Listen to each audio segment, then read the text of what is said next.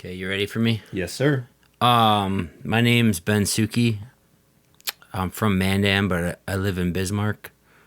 And I've traveled a lot of the world, but back home still. Here, let's start over. Yep.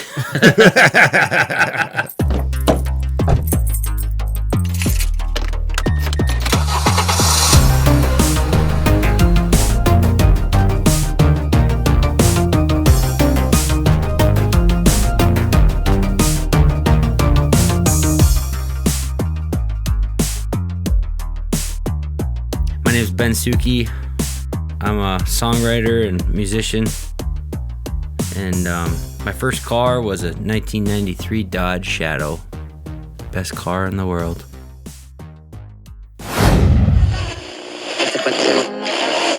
So you're out of school, you have a job, and you need some transportation. Well, something self-propelled, something you can afford, but you don't want a woofer. You want a Dodge Shadow ES. It looks great. Man, it's got a whole lot of stuff. Yes! And with $1,000 cash back, this coupe's only $98.78. Dodge Shadow ES, with or without a top. See your nearest Dodge dealer today. I think that car was my older sister Andra's car, and then I inherited it. Yeah, it was a good car. One time I took it over 100 miles an hour, allegedly. Okay. That was an experience. One time I remember I had parked it kind of off of Main Street, Bismarck, and there was a huge, remember those like storms we'd get where they'd be like a huge flood? What do they call those? Like a microburst? Yeah, microburst. Yeah, it was this microburst, and I parked the car under a tree because it was microbursting, and we ran over to, God, what gas station was that on Main? Yeah, there was a skate spot behind it. There was like a gap to it, like a little two-step. I did my best backside 180 there on video. Yeah, that was a height of my skateboarding career. But anyhow, so we sheltered in place at the gas station. And after the storm, we went over there, and it had flooded. It went over like the floorboards, and so I drove it home. And then water in there. Oh yeah, just like fish. There was like fish swimming around, and drove it home. The next day, I pulled out the whole like interior carpet. You ever do that? No. Yeah, it's crazy. And then there was like plugs in the body. Oh yeah, not the frame, but the body. These rubber plugs. I pulled them out, and like water's draining out. Yeah, and then I take out the carpet of the. I might even had to take out the seats, I think, to get that carpet out. But damn, dried it all up, put it all back together. It was a big process. And then, I don't know, it was like a week later, I got on the highway, and we lived out of town, on the farm. And every time I get over 50 miles an hour, the cars start like bouncing, like thunk, thunk, thunk, thunk, thunk. And I'm like, what the heck? Did I throw like a balance on my wheel or something? And this kept going on, and finally I go under there, I crawl under the car, and it had where the floodwater came up, it had washed away all the dirt. There was a bunch of like mud on the inside of the rim, but it was balanced. Oh, you know what I mean? So when the water rose up, it dissolved that mud, and then the top was just left with dried mud still. Yeah, just caked in there. Yeah. And so I'm like, I'm trying not to swear here, but... I cuss all the time. Yeah. So I grabbed some, like a window scraper or something. I go in there and clean it all out, and that fixed it. But yeah, that was a little learning experience on my first car. Yeah, that's weird. See, I wish I got all the water out of my car at one point. And I tried, but not that hard, I just didn't care enough. I should have, because the smell that just followed with it for months afterwards. Oh, God. It was just putrid. Every time I went in there, I was like, ugh, ugh. Do you remember Cameron Ali? Yeah. Yeah, I had him on a few weeks ago. Yeah, lead singer of the Funky Arabs. I think it was an Oldsmobile he had, probably about the same time. Yeah. You know, we were running together back then, and I don't know if it was puke that went down the vent. Oh no! Or some sort of milk item. But it basically wrecked that car. Like, yeah, it was never the same. And then finally he sold it, thank God. But that's a terrible smell. But yeah, I smell both. Yeah. You know, the good stories with cars, though, are, you know, I had that whole era with Volkswagens. You know, vintage buses, Westphalias. That was probably my favorite, was the Westphalia. And you said you did. Like, you don't have these anymore. I just sold my last one, and it was just crazy. You know, I got kids now, and they're really not that safe of a vehicle. You know, they're kind of a death box. Oh, really? If you think of it. Yeah, I suppose. And there's no But they're so cool. There's no air conditioning. Yeah. And I got a 5 and 7-year-old. I think I sold my last one. The windows are air conditioned. 2 years ago. So the one I sold was 1978 Westphalia Champagne Edition. It was like the Eddie Bauer of that package back in the day. Everything was chromed out, and this bus was pretty mint. I bought it from Joe Johnson. Oh, yeah. From his uncle. Anyhow, bought that bus for like $2,000, maybe less. I went over and started it up, and like blew smoke like everywhere. It blew smoked the whole city block. Yeah. And I knew a guy, Chuck. He's a Volkswagen guy over by Tap-In Tavern. You know, I think it was Jorgie's back then, and Sandbar before that. And when it was Jorgie's, I actually bartended there. But I took it over to Chuck, and he was busy. And I'm like, well, can I just like fix it, and you come over and mentor me, and I'll bring my tools, and I'll just be in your parking lot. And that's what happened. Nice. And it ended up being the push rod tube seals, which I don't know a whole lot about. I'm a YouTube mechanic guy, but fixed them up. No more blue smoke. Started cleaning the bus. Every year I would clean it a little bit more. Put a new canvas pop up on it. Had this bus for a long time. Did you go camping? Not a ton, but you know, if I was at a party or something, you don't want to drive home, you know, hey, I got the bus. That's dope. But I sold the 78 Champagne Edition. It was called VU. The license plate was VUU. Okay. You get it? No. VW. Oh, that's yeah. And I had. I would have been that guy behind, like, what in the hell is that supposed to mean? I had the Pioneer plates and stuff. It was sweet. Nice.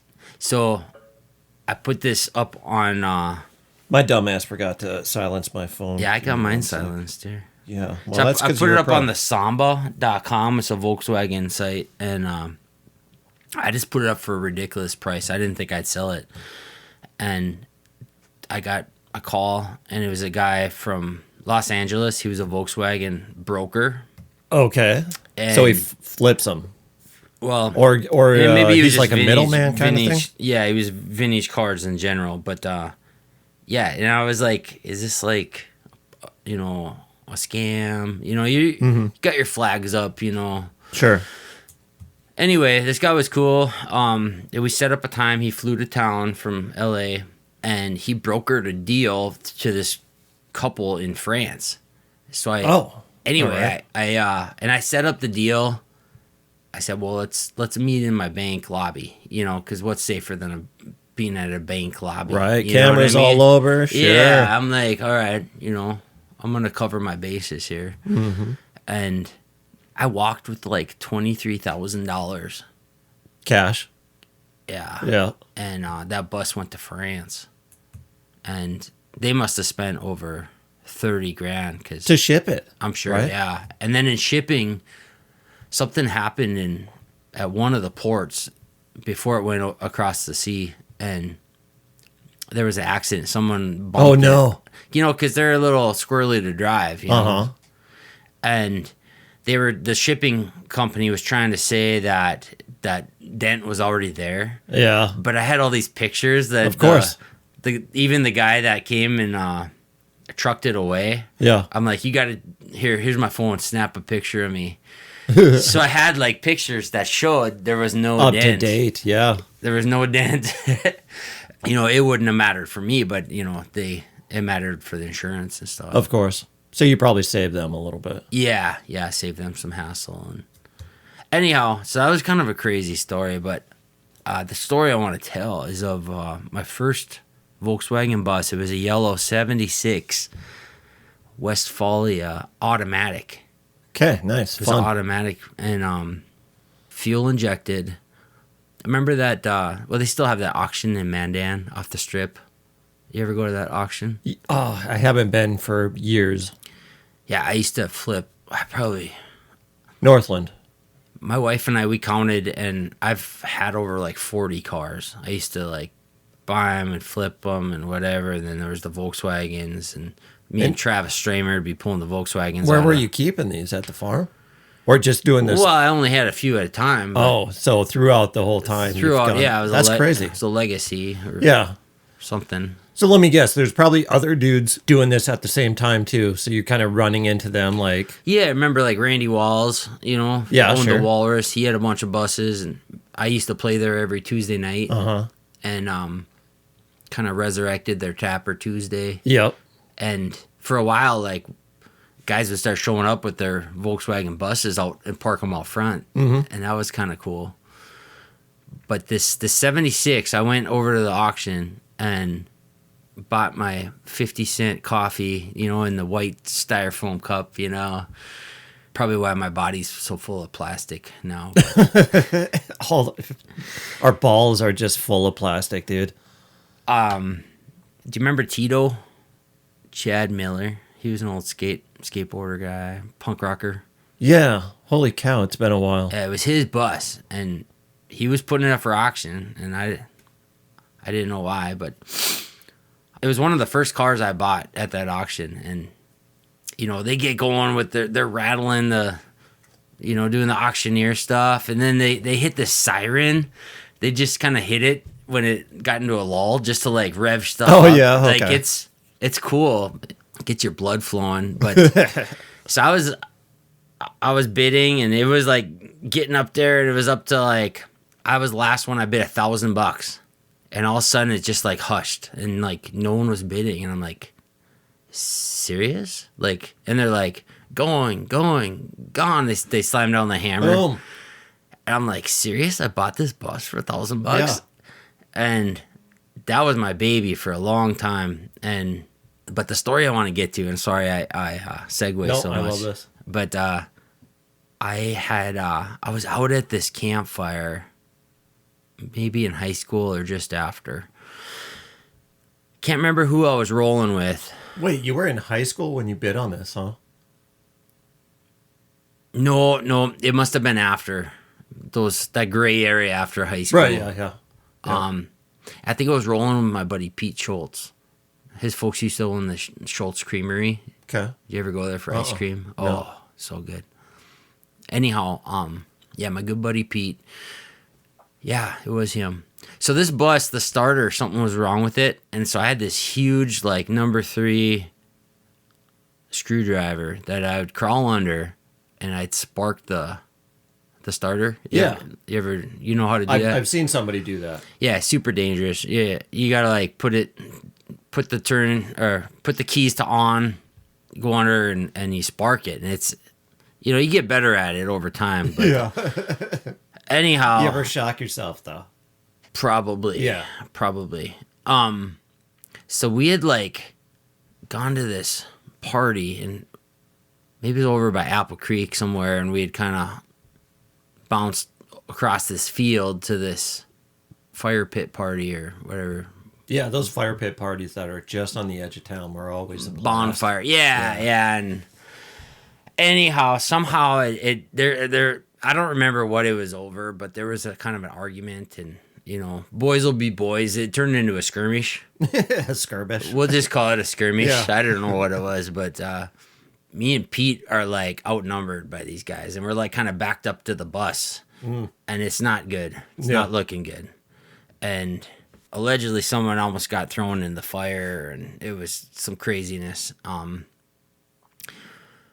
I had to start the bus to get out of there, but I couldn't start it without my screwdriver. Oh, no. So I go and grab the screwdriver, and I pull that out, and they're like, whoa, whoa, whoa, buddy. Like, they thought I was coming after him with a screwdriver.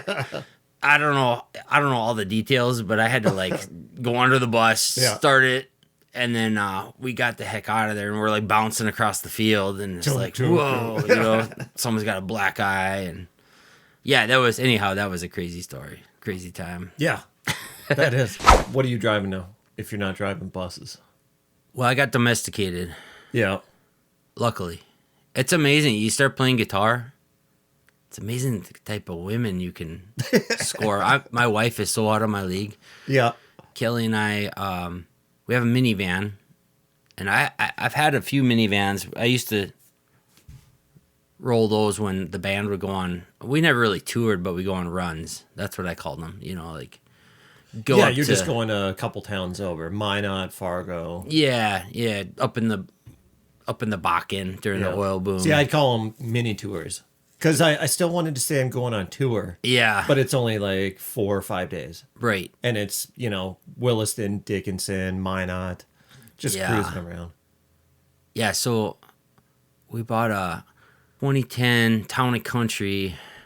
And I've had some Town and Countries before, and they were great. Me and my dad co-drove one up to 300,000 miles. But this new Town and Country, it burns oil. It's like burning like a quart every 1,000 miles. But you look at the stats online or whatever, and it says it's normal, and it's like that shouldn't be normal, man. And then I bought this van down in Vermilion, South Dakota. You know, I'm a farm boy. I'm a YouTube mechanic. Anyhow, me and my dad, we're checking it all out. You know, my dad's really mechanical, and these new cars, they don't have a bleeping transmission dipstick. Oh, they don't give you one anymore. Like the port is there, but they cap it off. So we did everything but check the transmission oil because we didn't have. You got to buy it aftermarket. Well, the van drove great. Everything checked out. So I paid the guy, and we drove it home. And then the next month, all of a sudden the tranny started like skipping and stuff. And it's like, what the heck?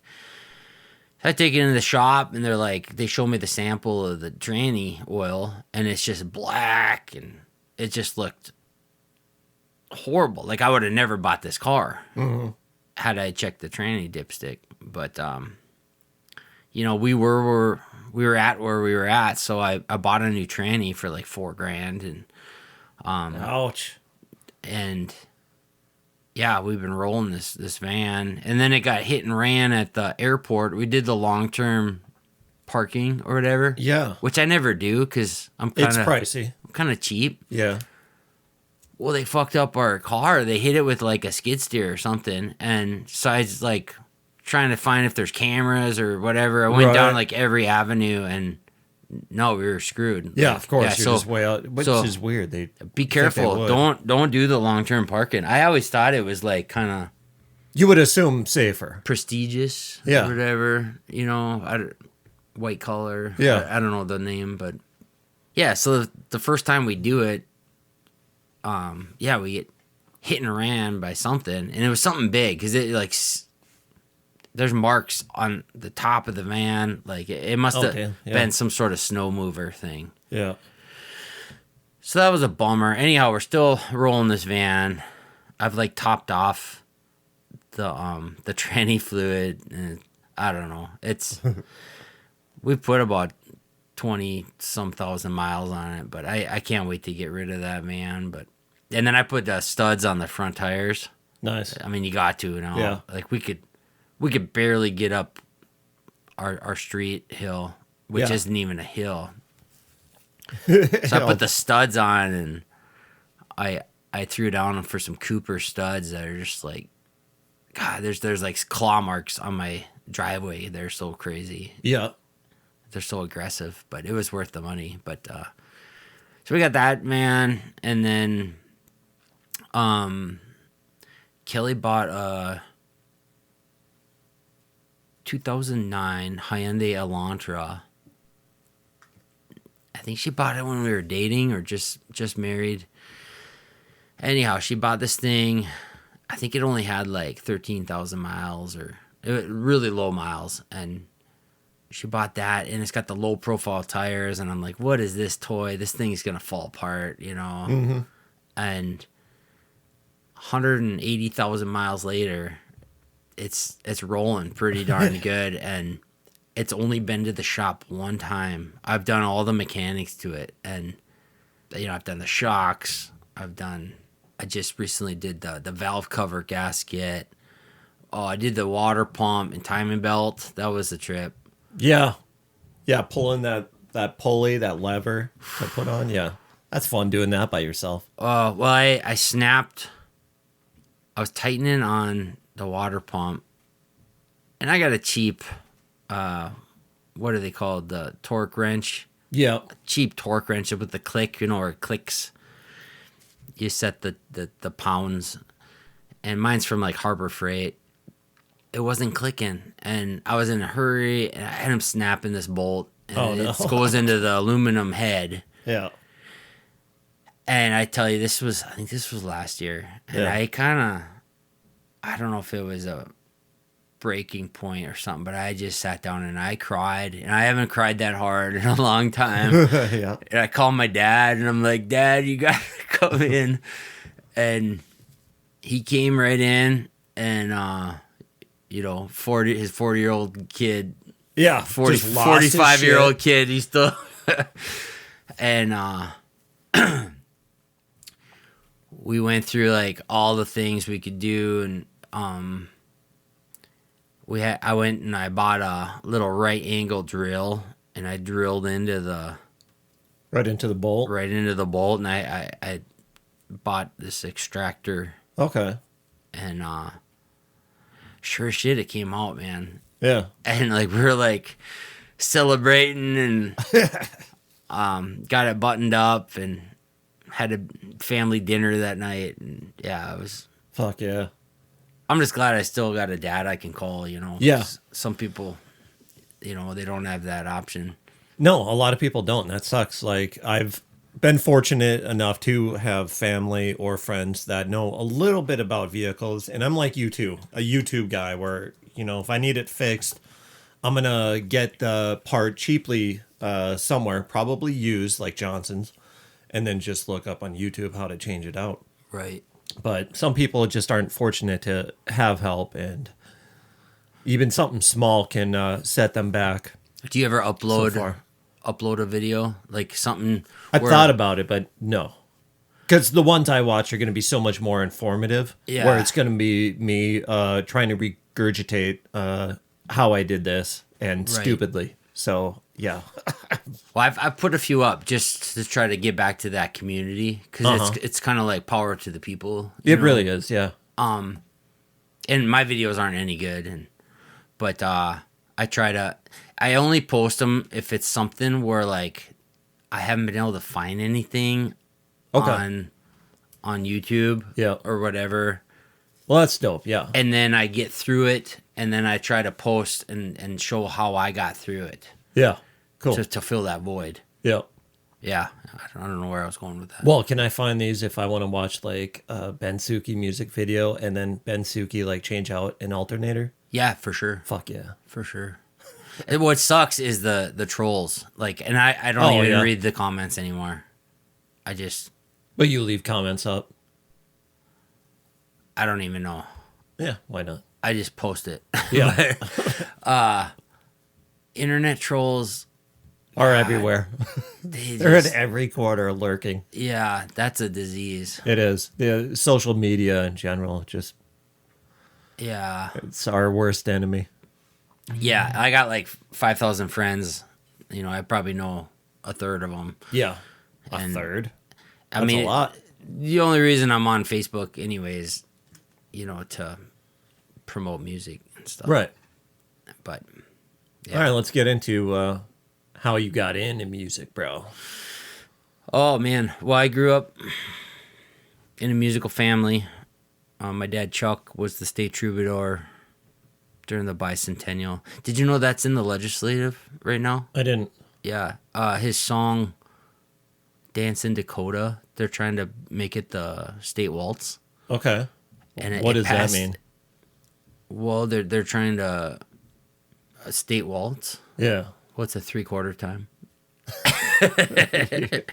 It'll be this like the state waltz song. You know, Yeah. So like just performed at events. well, I don't know, but it would have a title or whatever. Okay. But it passed the Senate, so I don't know where it goes now. Sports page, maybe.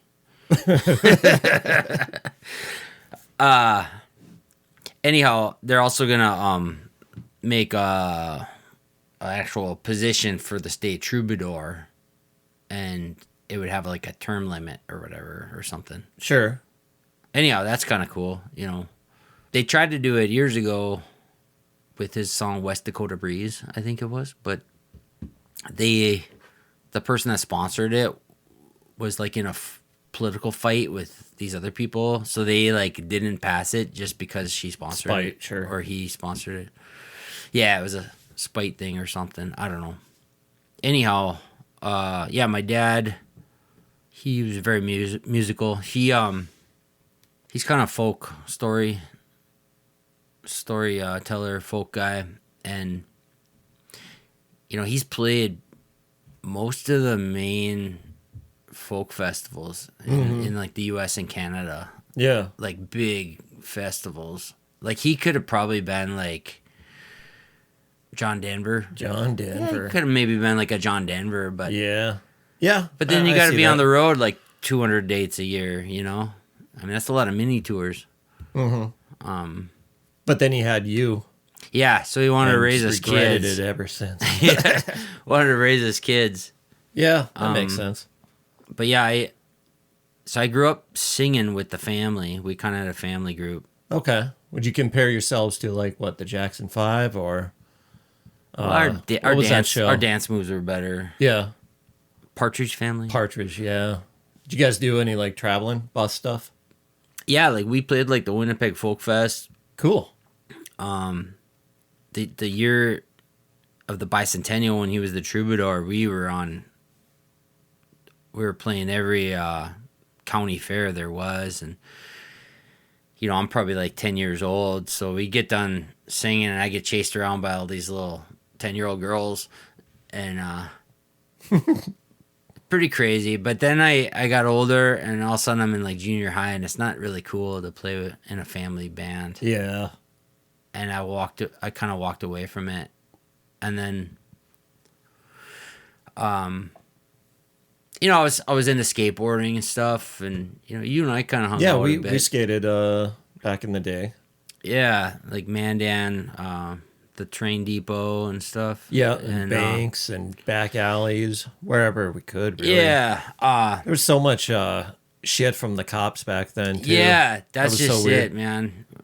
It was so backwards. Yeah. You know, these kids wanting to be outside exercising, and we're getting chased by cops. Yeah, I got pulled over once after I skated across the street, and I wound up in a parking lot, and the cop was like, "Why didn't you pick up your board and walk across the street?" He was so pissed. Oh, gosh. I was like, "What are you, what? What?"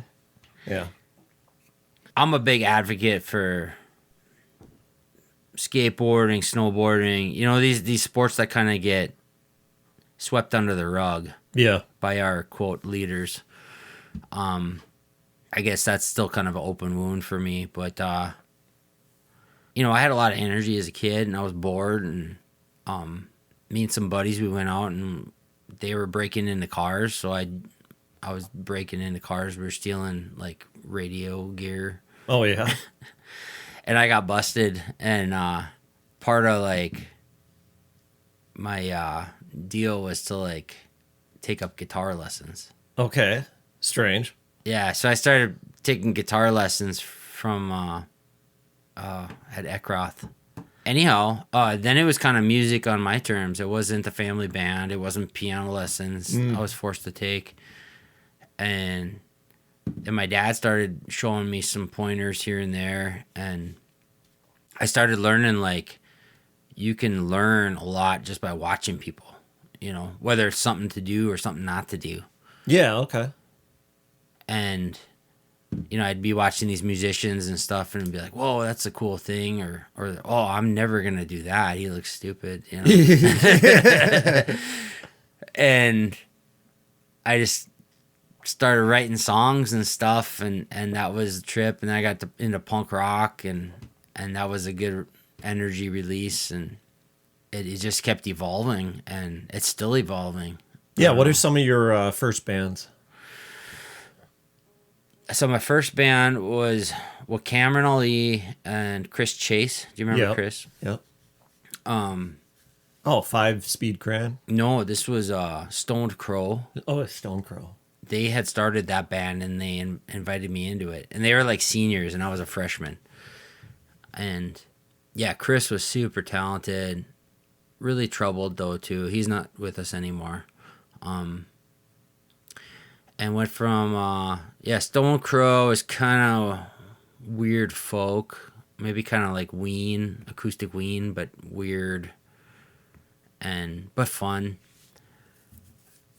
And then Chris and I started 5-Speed Crayon. That was kind of pop punk with like jazz fusion. Yeah. I interviewed Kelly the other day, and she's got one of those cassettes. I wanted 5-Speed Cran. Which Kelly? Kelly McCormick. Oh, yeah. And I want to digitize that. Yeah. If nobody has. I don't know. Then 5-Speed Crayon went into Necessity for Unity. And that was me and Chris. Chris played bass. I played electric guitar. And then we had Eric Hansen on drums. Yeah. Yeah, we had met up with Eric Hansen. He was a phenomenal drummer. And that was cool. Like, Necessity for Unity, or even 5-Speed Crayon. We'd like wear white shirts with ties and stuff, and it was like we're trying to put on a show, you know? Right, yeah. And that was pretty fun. And it was like pop punk, and I was really getting into lyrics and stuff. And you got any old photos? Yeah, for sure, somewhere. Nice, yeah. If we can dig those out, that'd be great. And then from there, I parted with those guys, and I started Stereotype, and that was pop punk. You know, I was listening to a lot of like Pennywise and maybe some Blink 182 and stuff like that. And this is when I first meet you, Stereotype. Yeah, and I think I was a senior or maybe a junior in high school. And that was me and some other guys. I think, we had Nolan Falcon drumming. Oh, yeah. And singing harmonies. And yeah, meshing up his harmonies with mine, that was really, I really liked that. And we would like go out to like Dickinson and play. And I just heard a story from, remember the band Bleem? I do. I can't remember who that was. That's weird. That was the Mickelson brothers. Scott just helped me with some doctor stuff. He's a doctor now. That was pretty trippy, but he was telling a story. We went out to Fargo with them, and I like vaguely remember it, and he was talking about this other like backyard show we played with Ty Hagrot, or at his house. And I remember that one. I remember Nailbender showed up from Minot. Yeah. Remember those guys? Yeah. Yeah. And that was cool. They had a good scene up there. Yeah. And then Stereotype, we released an album, and we were starting to release another one. And then Chris up and left to Seattle, where he passed away later on. But from there, after Chris died, he fell out of a 6-story building in kind of a weird way. I don't know if it was substance or what, but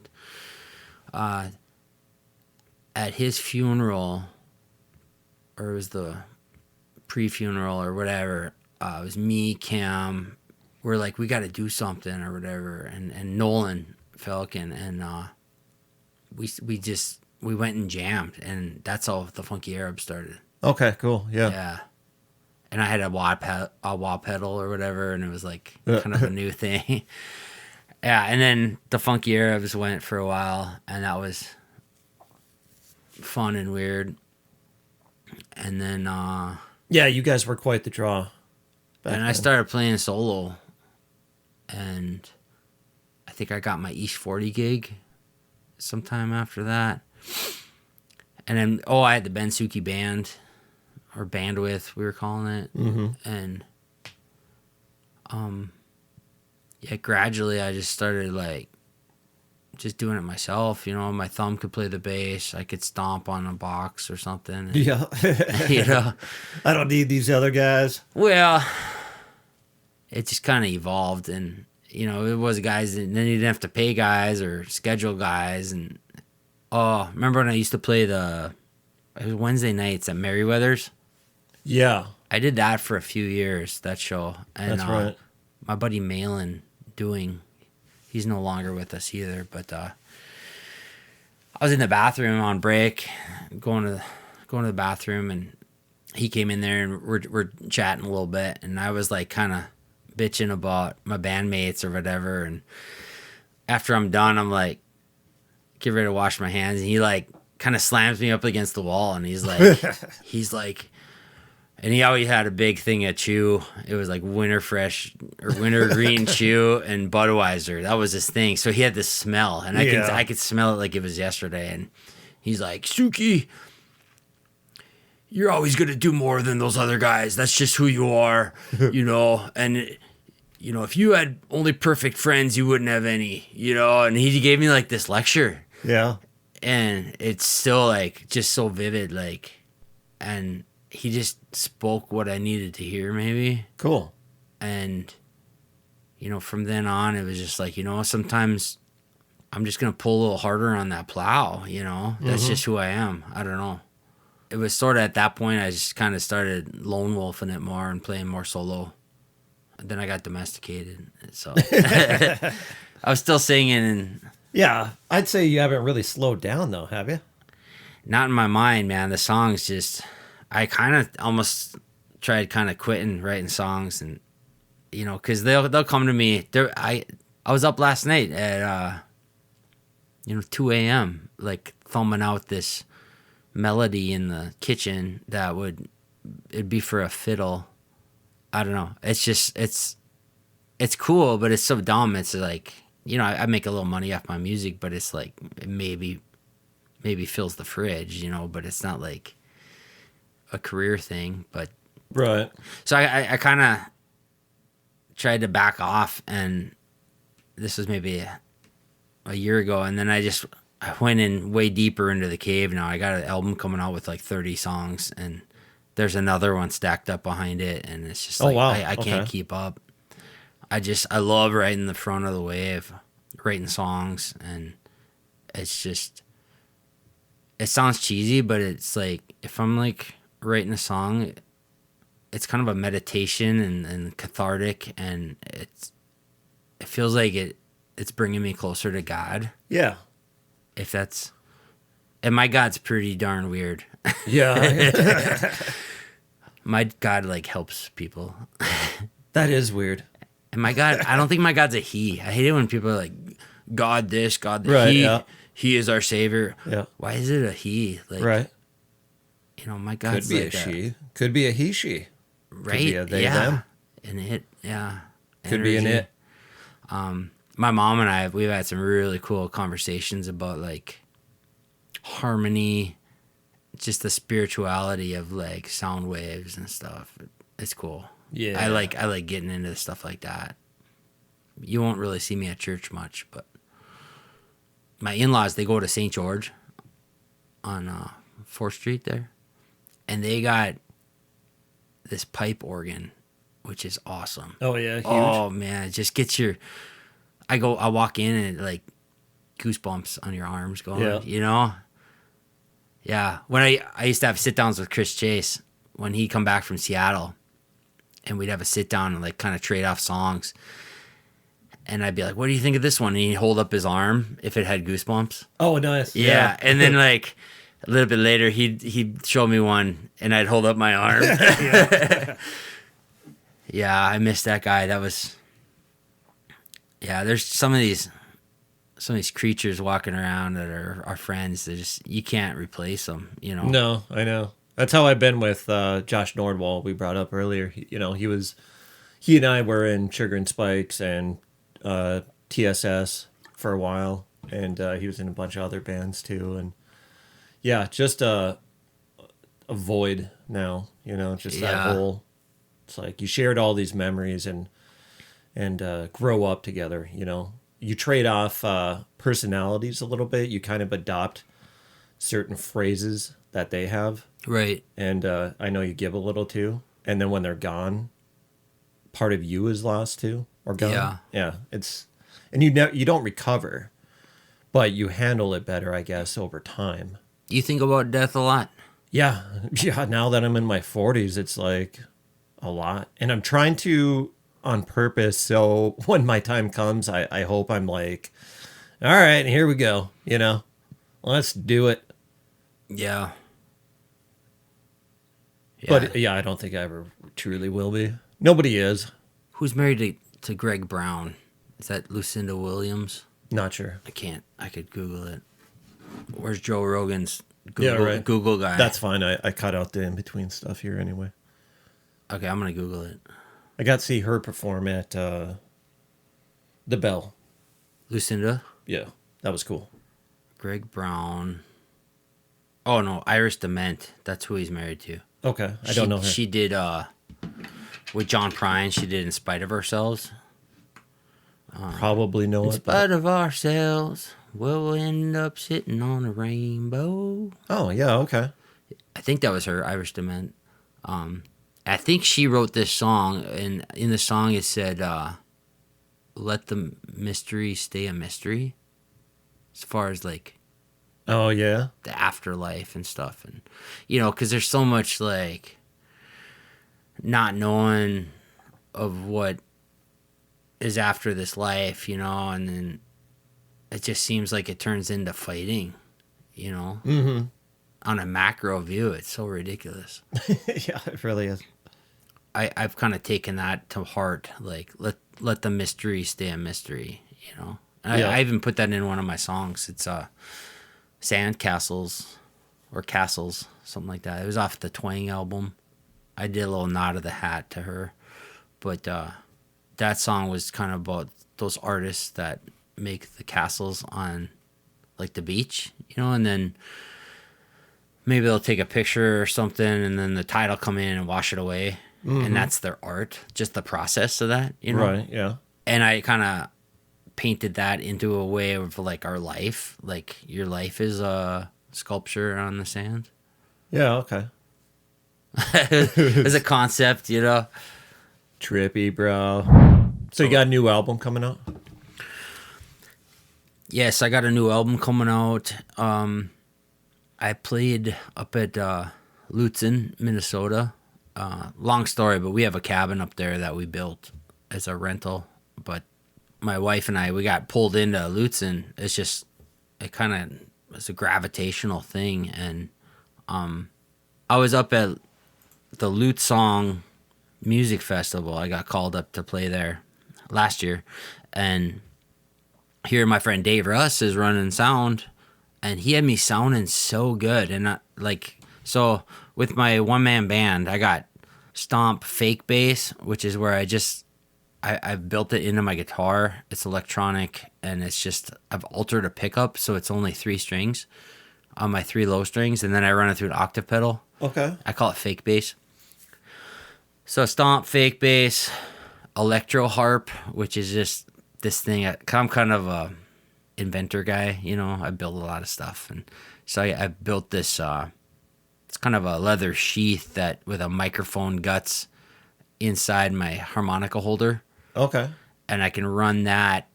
Actually, run it through the tap tempo delay, but I've integrated a tap tempo into my foot percussion, so it's always in time with me. Nice. And I can repeat my voice through it or repeat my harp. It's pretty cool. I like geeking out on stuff like that. Yeah. So I got stomp, fake bass, electro harp, my vocal, and then I got like a foot. On my right foot, it's like a shaker thing. Kind of sounds like a snare drum, and then a tambourine, and those are on the same mic. And then my guitar, Yeah. my 6-string guitar. So I'm 6 channels. Anyhow, a lot of times I'll struggle with the fake bass and the stomp. Can be a little tricky. Well, Dave had me sounding so good, and I know he's got a studio in Minneapolis, and I'm like, Dave, can you get me sounding that good in the studio? And he's like, yeah, no problem. So that was the spark of my new album. Well, I came in there, and then I've never really I've never had like a good video thing of that represents my one-man band with those 6 channels. So I brought in my GoPros, and I was like, do you care if I set up these GoPros? And I brought some of those little like LED lights, and so we filmed like 10 songs, and I think I've got 2 of those up now, but turned out pretty good. I kind of messed up because GoPros, they need high light. That's why they work so good outside. Right, yeah. Well, the light was a little bit dim, but it's pretty good. You can find them on YouTube or Facebook, I think. Do you have a website? I don't. It's one of these years. Okay. And then I think bensuchy.com goes to Spotify now. I lost it for a bit. I had to get it back. That was a journey. Wait, was there another Ben Suchy or? No, I was at a gig, and I was like, had like a sign advertising Ben Suchy by my tip jar and merch, and someone comes up on my break and they're like, Ben Suchy goes to like, it's kind of like a porn site. And I'm like, what? They're like, yeah, it's like Chinese or something. And I like look at it, I'm like, oh my gosh, well, I had let my credit card that I had on auto pay had expired. Okay. And they had notified me, but it went to like my junk mail or whatever. Yeah, so you missed it. Yeah, so that took me a couple of years to get back. So Ben Suchy, like what, .com or Yeah. something? Just reverted to some like It was Asian porn. kind of lewd. Yeah. Anyway, going back to Lute Song, Dave got me in the studio, and then I brought in another 20 songs. So we had like 30 songs.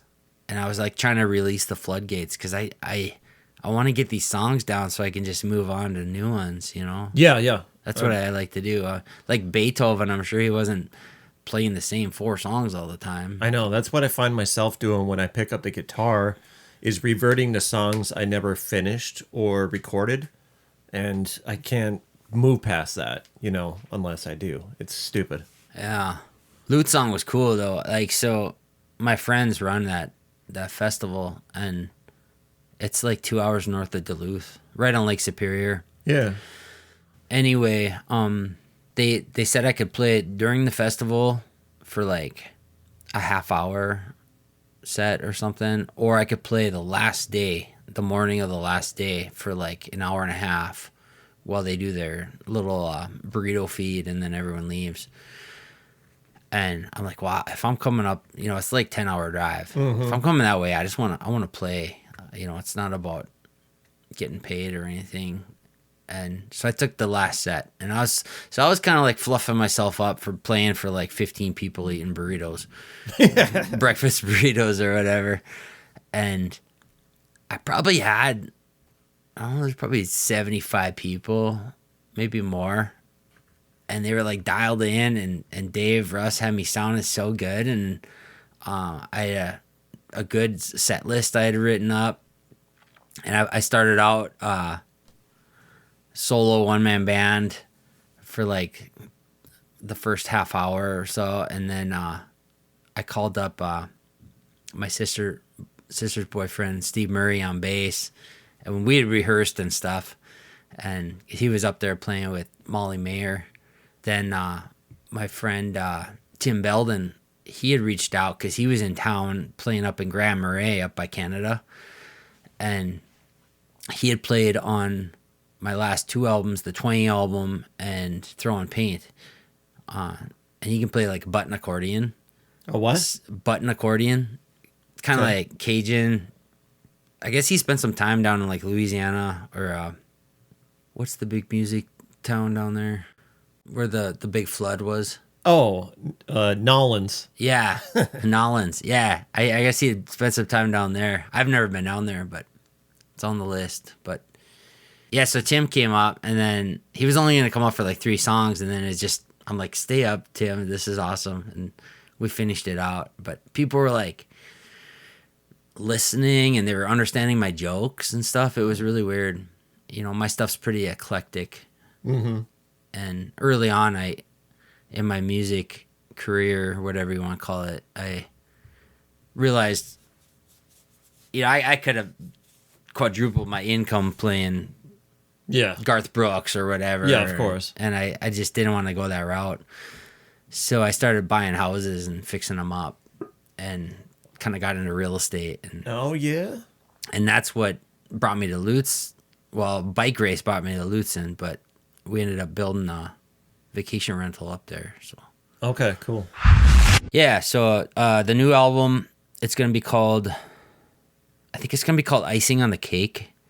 So I went in with my one-man band, my 6 channels, and that's the cake. And then I took that, and then I started sending that out to different friends I have throughout the country. You know, we got like Nate Sipe from Pertner Sandstone on it, playing slide guitar. And cool. Okay. So you get all these layers just by kind of... Yeah, so we started throwing some icing on this cake. Yeah, sure. Just to give it a little spice. But it's basically my one-man band with a little extra. Yeah. And, yeah, hoping to... I think I'm going to release it in 2 or 3 parts. Okay. Just because stuff gets so buried, you know? Yeah. And people... If you overwhelm them with too many songs, you know. Yeah. I don't know. Do like 10 songs at a time or something. So you recorded like 30. 29, I think. But yeah. we doubled up. We did one song twice. The Ghost of John Prine. Pretty good song. It's about fictitious being visited by John Prine and in your head. Like he crawls it up into your mind and you're writing songs with him. Yeah, so he walks right in, and he's peeling words in the sink. And it's like, don't clog the pipes, man. There's some cool analogy. I really like playing with lyrics. Yeah. You know, painting different words and double entendre and stuff. When's this come out? Possibly.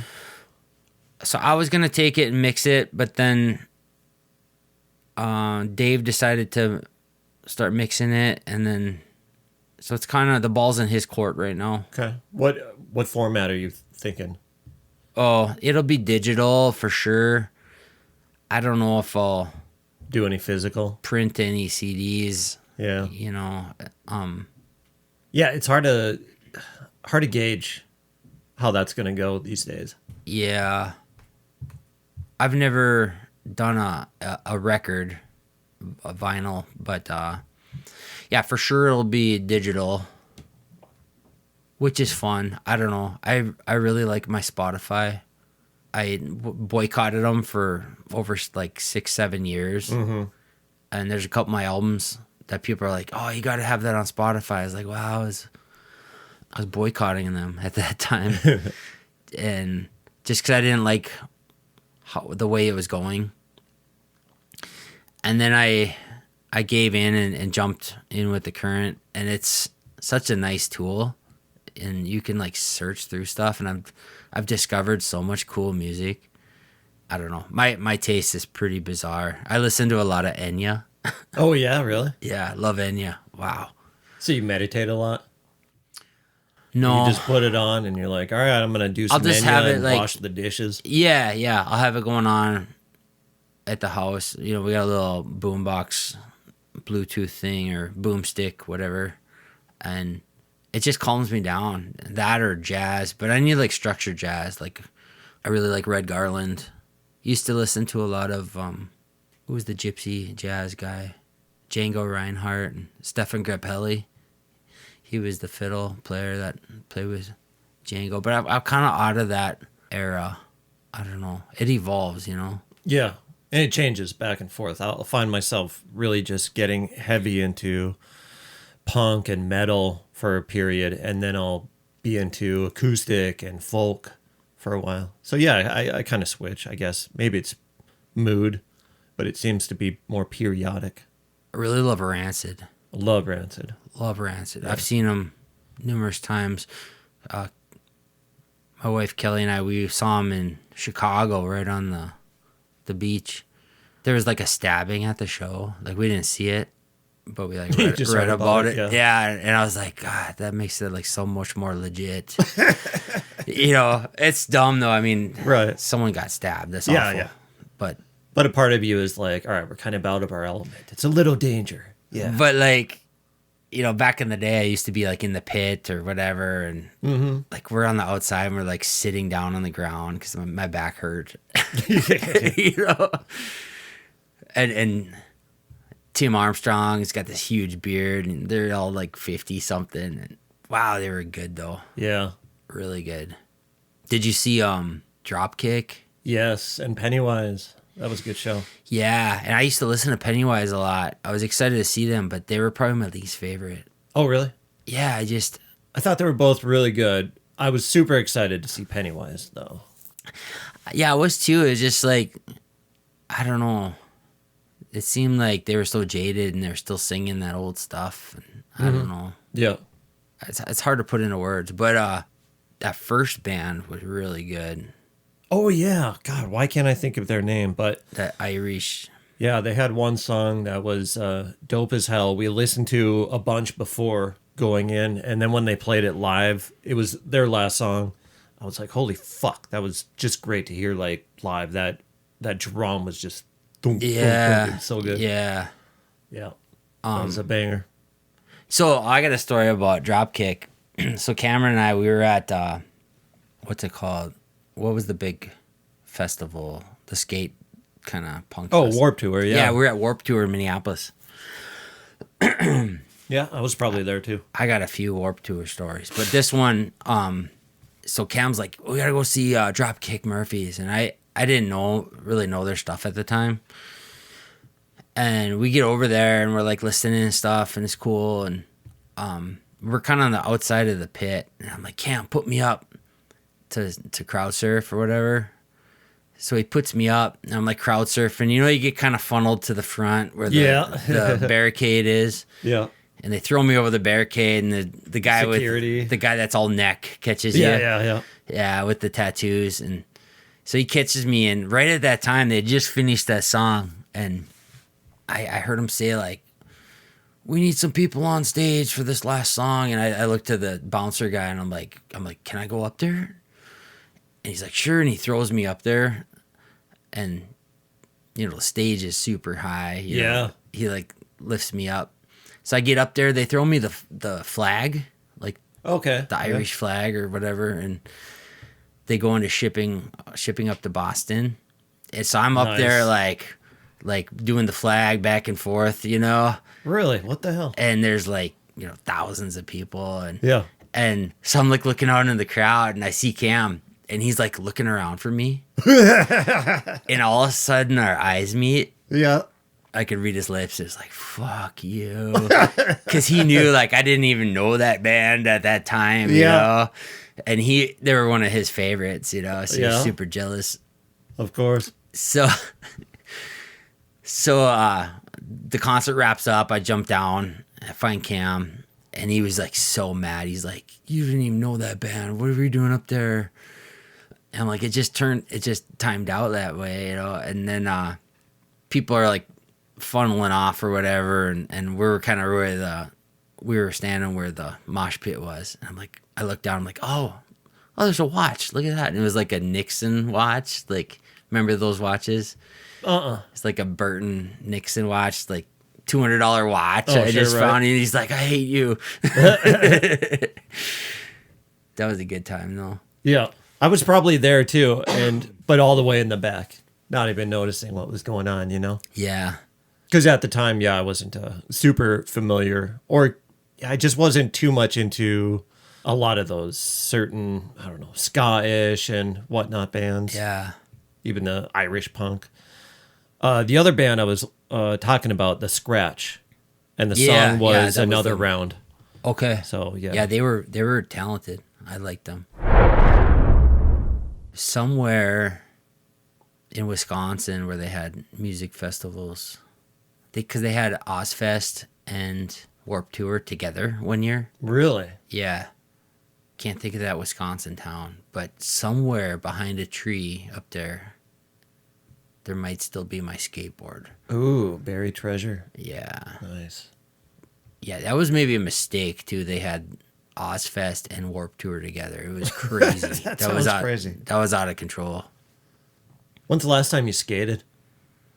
And do you think you could today? Last time I skateboarded, maybe when Savvy still had a store and the ramp right. in the back. Yeah, for a while we were going on there having good sessions, and maybe 10 years. Yeah, it's been a while. I'm too afraid to now. Could I skate? Well, there's so much consequence. Yeah, I know. I feel like I might break something. I mean, yeah, I could do it a little bit. It wouldn't be. I was never that good at skating. You weren't bad. Snowboarding, pretty good. Snowboarding, Yeah. That kind of took on better. Yeah, and then snowboarding, I started traveling around to these little contests and stuff, and I got hooked up with these guys in Alexandria. Yeah. And they hooked me up with their rep. It was a rep to Bonfire Apparel. Okay. And all of a sudden I'm like sponsored. Nice. And then Solomon bought Bonfire like a year or two later. And all of a sudden I'm getting like snowboards and hard goods. Oh, wow. Not just clothes. And then they're like sending us around and stuff. And they sent us out to Mount Hood one year. I had some pretty good skill back then. Mm-hmm. And a lot of the tricks were still being invented. It was a cool time for snowboarding. Yeah, it was. It wasn't like 10-year-olds throwing triples. It was style and stuff, And Yeah. I was maybe a little too, I don't know, what do teenagers have? Testosterone? Yeah. I had a little too much of something, but I was jumping on this tramp, me and this other guy out at Wendell's camp, and there was two tramps kind of next to each other. They're maybe like 6 feet apart or so. Uh-huh. And I started jumping from one to the other, doing like flips and stuff, and landing on the other tramp. Yeah. And it wasn't really any big deal with my shoes on. Well, then I put they had like tramp snowboards, and I put my tramp snowboard on, and I tried jumping it with that. Well, I didn't have the grip that I did with my rubber shoes. Mm-hmm. So I like went into this swan dive super high. I can remember like it was yesterday, just slow motion. And I came down and I was going to hit my head on the bar that goes around the tramp, that holds the springs. Mm-hmm. And I like caught that quick and like shoved my head, like as I'm falling, like yeah. shoved my head so I didn't hit my head or neck, but my femur hit. Ah. And I snapped my femur all the way through. I'm laying under the tramp and I'm screaming, and everyone like races over, and they're like gonna like pull me up, and I like got my fist cocked. I'm like, don't fucking touch me. I'm just screaming, and before they came over, I looked down at my leg and it's like twisted out like 45 degrees. Gross. And I straightened it out, and then like my quad is all rippling and stuff because it's like spasm. It's like the muscle spasming. Yeah. So my quad is just like rippling all weird, like jello. So they called, finally they realized I'm really hurt. So they called the ambulance. Well, we're out in the woods. Mm-hmm. It took a while for them to get there. And the whole time my femur was broken, and then the quad started tightening up, and my femur's like running alongside itself. So my leg's getting shorter, and like I'm in shock, man. I was totally, I've been in shock a few times. It's weird. I haven't. I can imagine. Don't it's do fucked it. up. Don't do it. I won't try. Finally, the ambulance gets there, and they pump me full of morphine, and it's just cold running through my veins, and it was like, oh. The good stuff. And then And then everything is like, you're in shock and you got morphine. Like I can still, like everything was like super vivid, you know, maybe like Adderall or whatever, super crisp. Anyway, they drive me back to the hospital. And so there's two things that I really remember. One of the nurses was like super gay, cool guy. He comes in with this rolled up wad of rolled up coil rubber tubing, Okay. and a bottle of KY. And he's like, "You're not gonna like this." And Oh shit. Oh, okay. he gave me a catheter. Yeah. But he was like super like aggressive and quick with it, which helped. Right. Yeah. 'Cause I can imagine you have to, but And then once that was in, because I couldn't pee. I was trying to pee in the bedpan, and I couldn't pee. Yeah. And finally, they're like, "We gotta do. You can't. You're filling up with pee, man." Yeah. So they got that catheter, and that helped once it was in. Good. Except when people sat on the tube on the bed. Somebody's visiting and like yeah.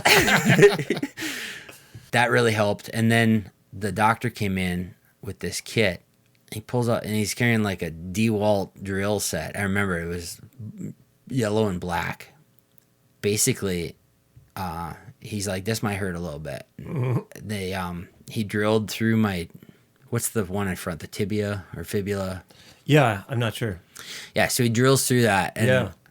and the female nurse was there, and she was so good looking, and I started crying like a baby. It hurt so bad, and he drilled through, and I'm watching him drill through my leg with a DeWalt drill Crazy. and like a wood bit, Yeah. and he puts a rod through it, and then attaches like this like horseshoe looking clamp to it with a chain. Yeah. And then on the bed there was like a frame thing. It kind of looked like at a gym, and there was weights Okay. and pulleys, What the fuck? and he put me in traction, they call it.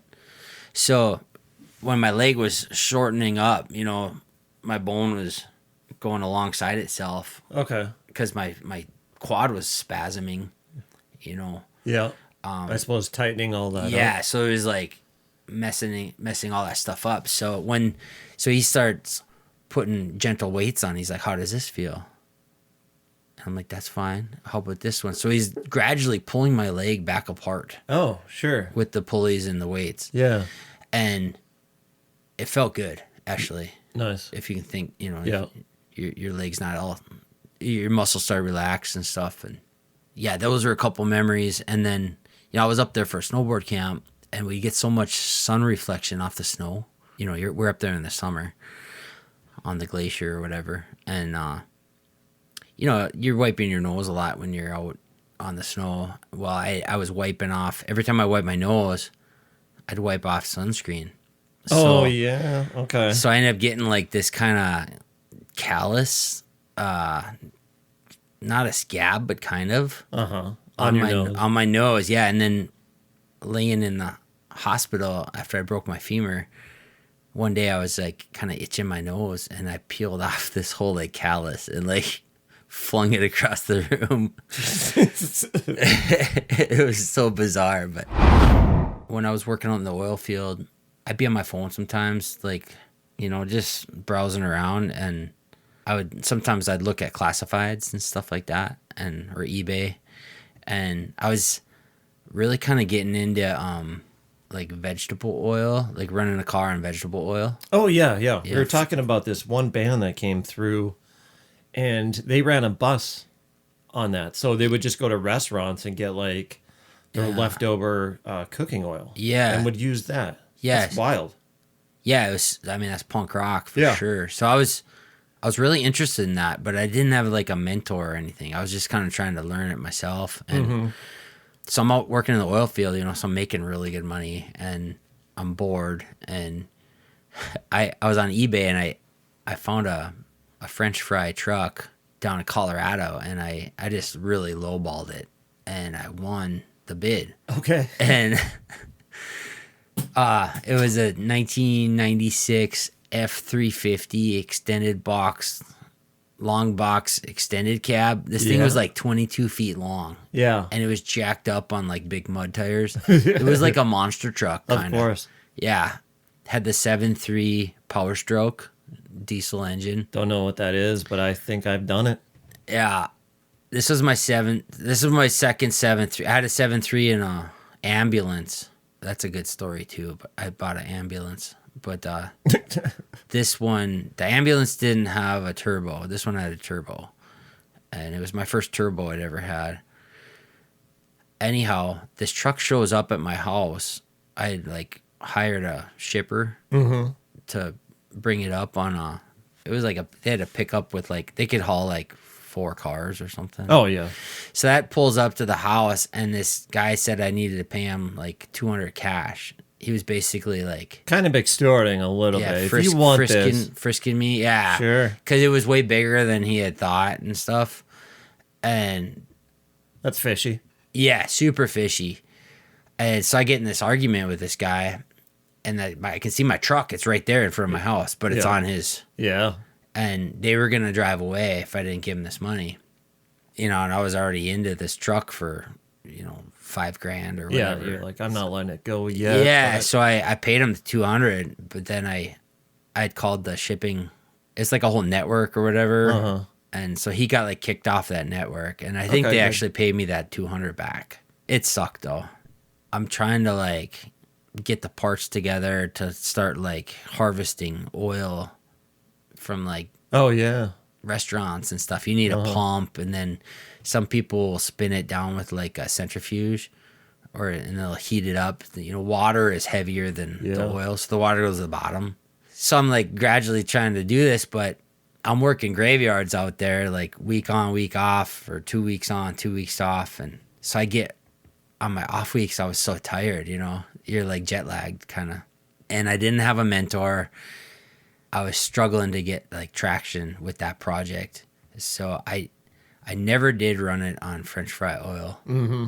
The standard truck had 2 tanks, and then 2 diesel tanks, and then it had a heated tank in the back for the French fry grease, and then the line going from the French fry tank to the engine, they like married that line, or like coupled it up, like ran the extra line from your radiator because it's hot. That's Okay. that radiator fluid's hot, so they tape it together with like insulation around it on that line.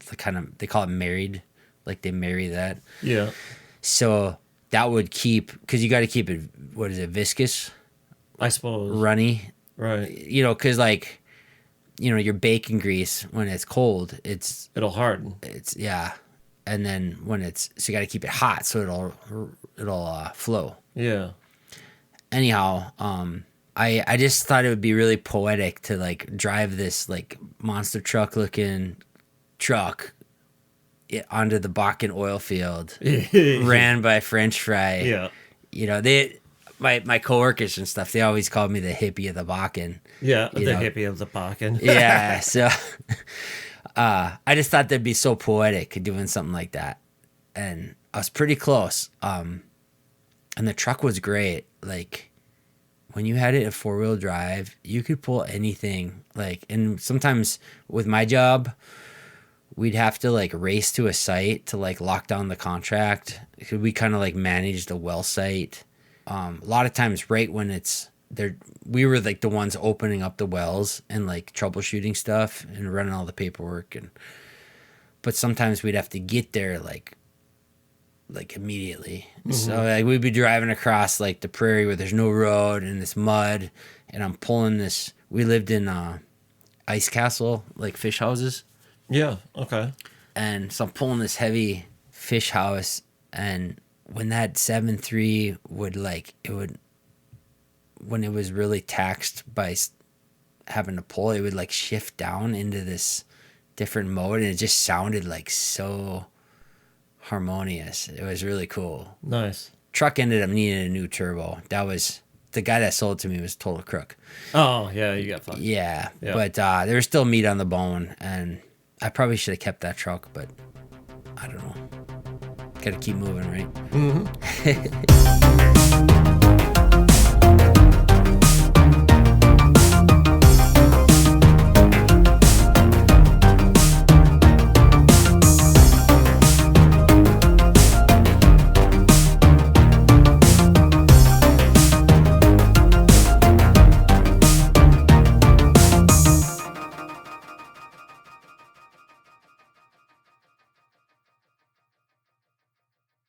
All right, thank you for Hopefully coming that's on, something, dude. man. Hopefully you can make something out of that. Yep, it'll be something.